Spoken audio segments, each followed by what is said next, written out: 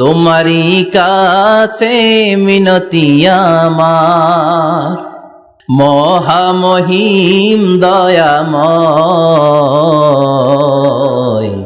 ইমানের পথে অবিচল থেকে আমার মরণ যেন হয়। পড়েন আমিন।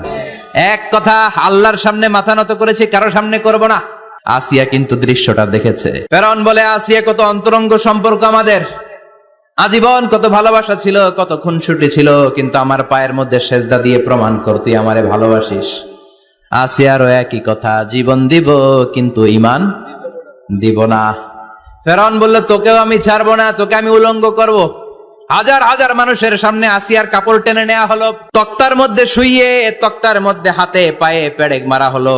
হাতের এই পাশ দিয়ে পেরেক ঢুকে ওই পাশ দিয়ে বেরোয়, তক্তার এ পাশ দিয়ে ঢুকে ও পাশ দিয়ে বেরোয়, ফিনকে দিয়ে রক্ত বের করে। আসিয়া সহ্য করতে না পেরে ডেকে বলে, আল্লাহ, ফেরাউন থেকে তুমি আমারে বাঁচাও। এই দোয়াটা সূরাতুত তাহরিমে আল্লাহ সরাসরি কোট করেছেন, রব্বিবনিলি ইনদাকা বাইতান ফিল জান্নাহ। ও আল্লাহ মালিক, তোমার পাশে জান্নাতে একটা ঘর বানায়া দিও। এরকম একটা সঙ্গীত আছে না নাই?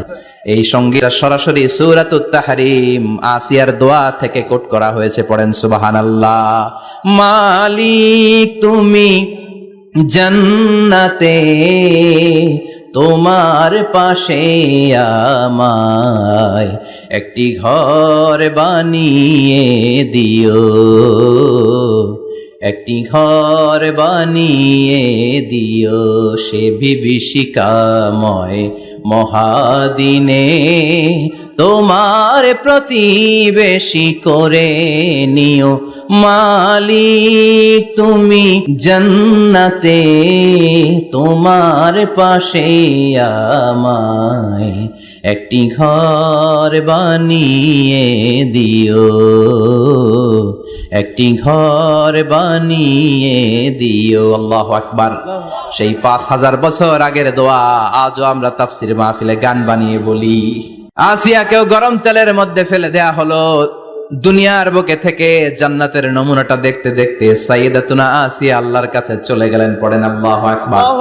এজন্য ঈমানের পথে অবিচল থেকে আমার মরণ যেন হয়। পড়েন আমিন।